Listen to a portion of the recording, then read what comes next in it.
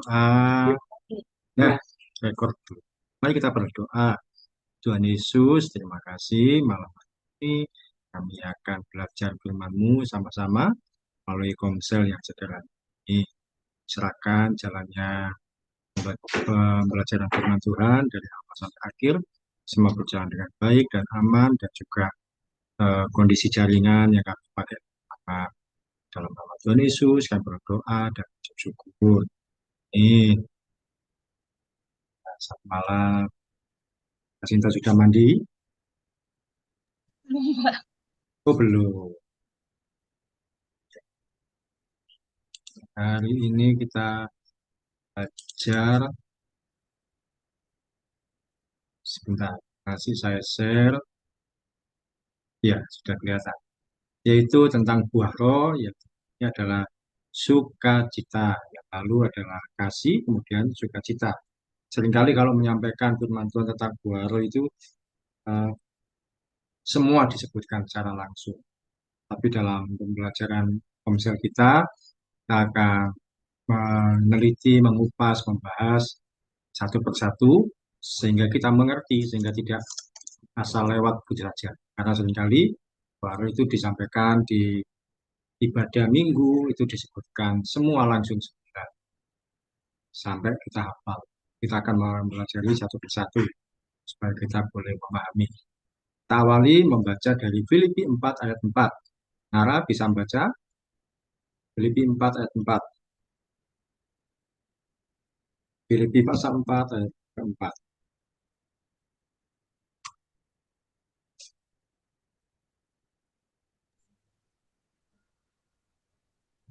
Filipi 4 ayat 4, bersukacitalah senantiasa dalam Tuhan. Sekali lagi kukatakan bersukacitalah. Iya, jadi sukacita yaitu buah roh yang kedua setelah kasih. Dan ini disampaikan oleh Rasul Paulus, yaitu bersukacitalah senantiasa dalam Tuhan. Apa sih pengertian bersukacita? Dalam bahasa Ibrani, kata sukacita digunakan kata jetvah, artinya kegembiraan, kesenangan hati, atau keceriaan. Dalam bahasa Yunani digunakan kata cara, atau kara, itu kan CH itu baca K, yang berarti kegembiraan atau sukaria dalam suasana yang tenang. Jadi yang satu berbicara mengenai kegembiraan, kesenangan hati. Sama juga, di satunya juga adalah kegembiraan. Di sukacita dapat diartikan sebagai perasaan yang senang dan bahagia. Bukan cuma gembira, tapi bahagia. Dalam bahasa Inggris diungkapkan dengan kata joy. Jadi sukacita itu joy, bukan happy. Joy itu apa? Mengandung arti sukacita yang konsisten dan stabil. Konsisten itu apa? Terus menerus, tidak bergantung pada situasi, tidak mudah marah dan tidak mudah tersinggung. Orang yang joy itu sukacita, dia tidak bergantung pada situasi, tidak akan mudah marah. Tapi kalau happy itu bergantung pada situasi, sifatnya naik turun, kadang senang, kadang tidak, atau yang seringkali kita eh, sering kenal yaitu bergantung pada mood. Ya baik, dia happy, ya jelek, dia murung, tidak bisa gembira. Ya, jadi sukacita itu adalah kondisi hati yang senang, yang bahagia, lebih tepatnya bahagia. Tidak mudah marah dan tidak tersinggung. Kalau happy hanya senang aja, tapi sifatnya naik turun. Kalau orang lain eh, berbuat baik sama kita, kita happy. Tapi ketika orang lain nggak pas kita ajak bicara dia nggak menyenangkan, kemudian kita jadi nggak senang, itu hanya happy saja. Tapi kalau sukacita, joy itu tidak bergantung pada situasi.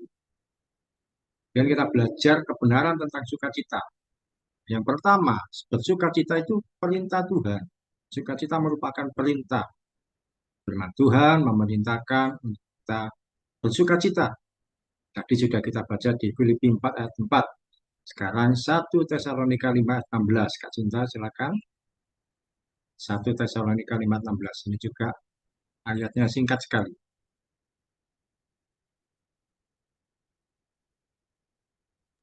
1 Tesalonika 5 ayat 16, bersukacitalah senantiasa. Ya, hanya satu kalimat, bersukacitalah senantiasa. Kata bersukacita ditambahilah berarti adalah perintah. Bersukacitalah. Jadi kita diperintahkan untuk sukacita. Sukacita perintah, bukan anjuran. Bukan cuma ya kalau kamu boleh bersukacita. Kalau kamu tidak mau ya tidak usah bersukacita. Tidak, tapi perintah. Yang namanya perintah itu harus dikerjakan. Seperti kalau naik kendaraan atau kita di perjalanan kemudian ada eh, peringatan beloklah ke kiri karena ada galian, kita belok ke kiri. Kalau kita tidak mengikuti perintah, kita akan celaka. Oleh karena itu kita harus bersuka cita. Kapan? Di situ dikatakan senantiasa. Artinya apa? Setiap saat dan setiap waktu kita harus bersuka cita. Tidak menunggu gaji naik, tidak menunggu dapat uang atau tidak menunggu situasi yang baik. Firman Tuhan mengajarkan untuk kita bersuka cita. Oleh karena sebuah perintah, maka kita pun harus mengerjakan. Tanpa disadari, sukacita itu menjadi merek atau cirinya anak-anak Tuhan. Orang sering melihat, oh orang Kristen itu adalah orang yang selalu bersukacita. Dalam situasi apapun selalu nyanyi. Kita ke gereja bernyanyi. Kita mengalami hal yang baik nyanyi. Bahkan kalau ada orang yang meninggal pun kita juga mengiringi dengan nyanyian. Itu sukacita. Walaupun lagunya mungkin lagu duka, tapi kita itu sedang bersukacita. Bersukacita sekali lagi bukan cuma happy, situasi hati yang stabil, tidak tergoyah. Kemudian yang kedua, selain bersukacita merupakan perintah, kedua, bersukacita memberikan kesembuhan. Nara bisa baca Amsal 17 ayat 22, ini ayat yang terkenal sekali, yang pasti kita tahu. Amsal 17 ayat 22.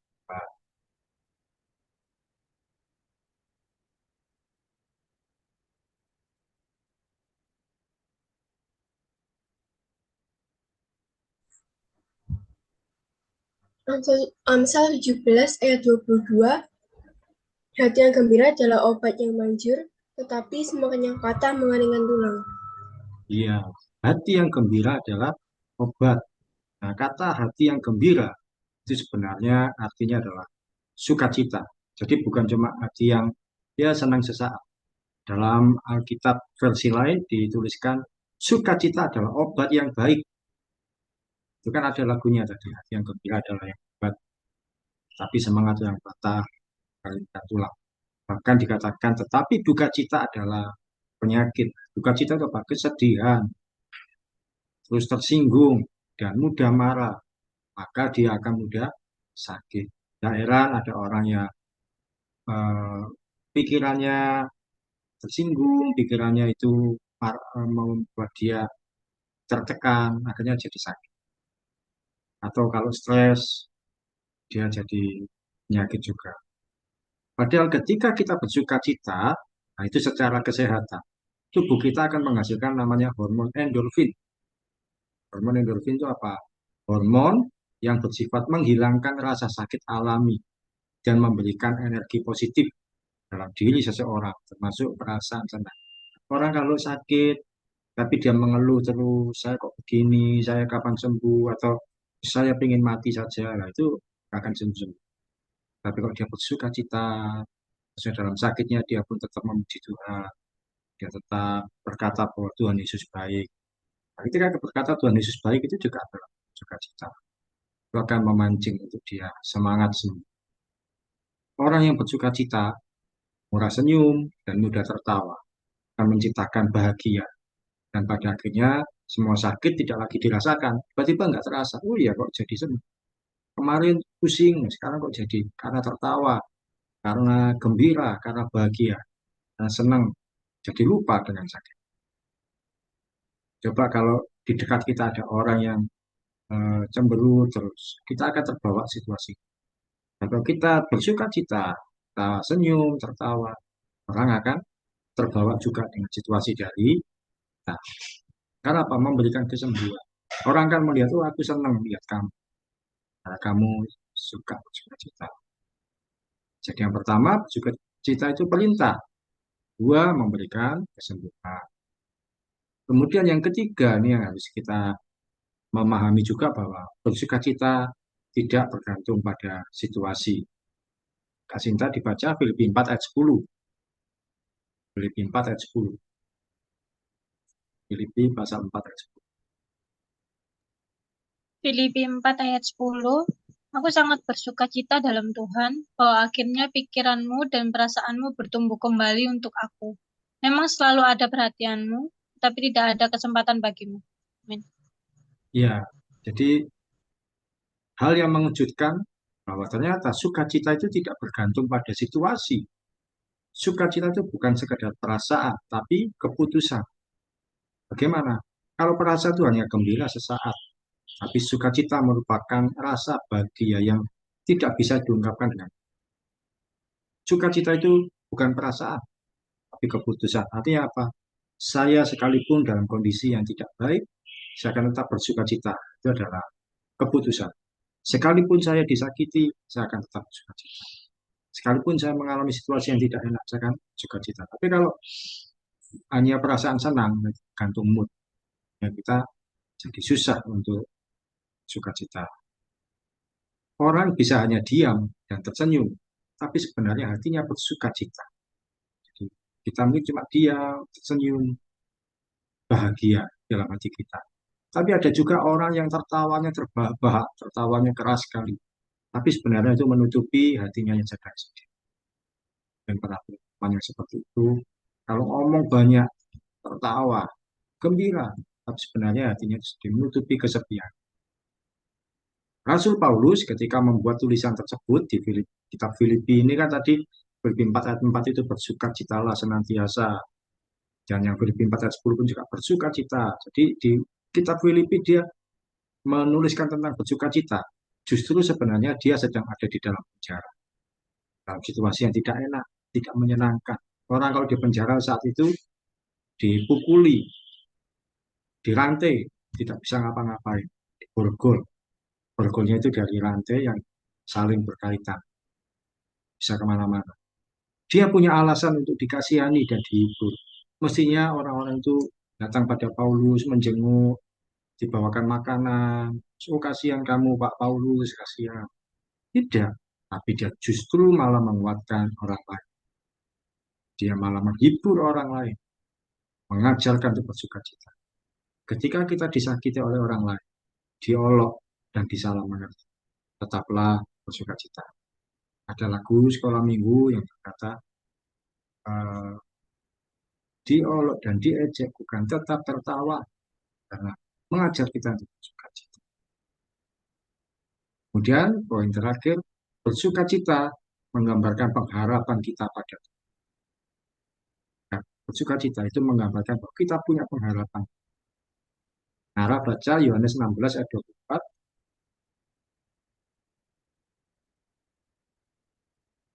Yohanes 16 ayat 24. Yohanes 16 ayat 24. Sampai sekarang kamu boleh meminta sesuatu pun dalam namaku. Mintalah, maka kamu akan menerima, supaya penuhlah sukacitamu.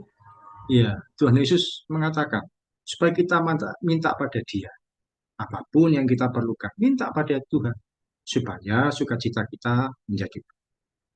Ketika kita minta pada seseorang, orang tua atau siapapun, lalu yang kita minta itu disediakan. Bukankah kita menjadi senang, menjadi gembira, menjadi bahagia? Yang kita minta diperlukan, apa disediakan. Demikian juga ketika kita berharap pada Tuhan, percayalah Tuhan Yesus paling tahu cara menolong dan menyediakan kebutuhan kita. Ketika kita minta pada Tuhan, dan Dia menyediakan. Kita benar sukacita. Karena Tuhan Yesus berkata, mintalah supaya kamu bersukacita. Jadi ini adalah poin tentang sukacita. Bahwa sukacita itu perintah. Sukacita memberikan kesembuhan. Sukacita tidak tergantung situasi. Dan bersukacita menggambarkan harapan kita pada Tuhan. Jadi sekali lagi, bersukacita itu bukan sekedar perasaan senang, karena perasaan itu bisa naik turun, bisa berubah, tapi sukacita adalah keputusan. Kita menghadapi situasi apa, bisa tetap bersukacita. Ekspresi orang bersukacita, ada yang tertawa, ada yang tersenyum, ada yang berteriak. Misalkan orang lulus, yes, ternyata saya lulus. Bahkan sampai melompat ke kiraan. Itu ekspresi orang bersukacita. Tapi tidak pernah orang bersukacita itu cuma diem, terus sinis, gitu. Tidak. Orang bersukacita selalu terpancar dari wajah. Kelihatan bahwa dia sedang sukacita. Seperti Kak Sinta ini murah senyum, itu bersukacita. Dia orang yang muda bersukacita. Menghadapi apapun, selalu tersenyum.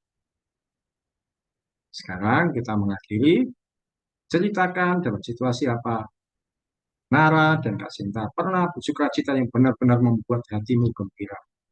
Dan apa yang didapat, nah, itu yang diimpikan. Nara, cerita lebih dulu. Situasi apa Nara pernah bersukacita, pernah senang, pernah gembira. Benar-benar sampai hatimu itu gembira.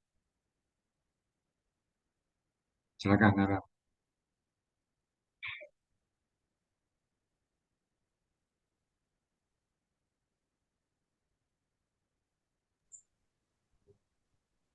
Kalau dapat nilai bagus, Udah penilai bagus. Apa biasa? Senang. Gimana kalau bersukacita? Ya, senang. Terus bersukacitanya kan pernah waktu Kak Sinta datang ke sini bawa sesuatu. Kan di sini teriak-teriak gembira. Buat gambar. Kalau Kak Sinta, gimana pernah bersukacita? Mungkin berhasil melakukan sesuatu, Pak. Apa itu? Apa ya? Siap. Misalnya habis ujian gitu, terus ya macam-macam. Habis apa? Habis kajian. Apa tadi? Habis ujian Oh, terus habis ujian. gitu, Pak. Ujian sekolah. Ujian kuliah. Ya, jika mungkin menghadapi ujian di kuliahnya atau di sekolah, kadang-kadang kita stres berpikir gimana ngerjakan. Tapi ketika selesai rasanya lega, senang. Kan kita nggak perlu tertawa keras, tapi rasanya itu plong, lega itu bersuka cita. Oke, hari ini kita sudah selesaikan jalan buah roh yang kedua yaitu sukacita. Ini apa? Dalam setiap situasi kita tidak punya alasan untuk tidak bersukacita. Tetaplah bersukacita. Apapun nggak ada. Karena apa? Jika kita bersukacita, situasi yang ada di sekitar kita akan kita ubah. Kalau kita panik, gelisah, sedikit stres, tertekan, ya kita jadi sakit. Oke, kita tutup dalam doa. Nara berdoa, akhiri. Doakan juga siapa? Siska supaya satu kali bisa bergabung sama kita lagi. Siska, silakan Nara.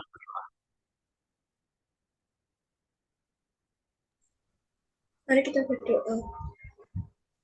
Tuhan Yesus, terima kasih hari ini kami sudah menyelesaikan kamsel kita dan juga tolong Jessica agar bisa ikut kamsel dalam Yesus ya amin. Amin. Terima kasih Sinta dan Nara. Terima kasih. Terima Ya. kasih.